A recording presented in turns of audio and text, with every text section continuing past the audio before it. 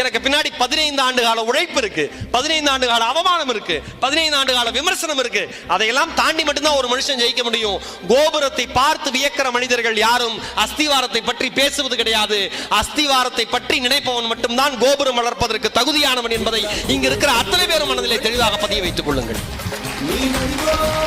வெளில இருந்து பாக்குறவனுக்கு ஓ சூப்பர் ஈரோட மகேஷ் அப்பா பயங்கர நல்லா சம்பாதிக்கிறார், சூப்பரா இருக்காரு, 5 வருஷம் நாய்படாத பாடுபட்டு வந்திருக்கோயா. யாருக்கும் அந்த வெற்றி அவ்வளவு எளிமையாக தெரியாது.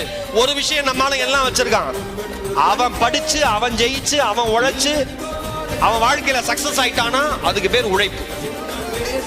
அவன் கஷ்டப்படுறான், அவன் படிக்கிறான், அவன் அசிங்கப்படுறான், அவன் ஜெயிச்சிட்டானா கஷ்டப்பட்டு உழைச்சு ஜெயிச்சான். இதே பக்கத்துல இருக்கிறவன் அதே பண்ணானா எல்லாம் அதிர்ஷ்டம், கம்ப்ளீட்டா அதிர்ஷ்டம். அவன்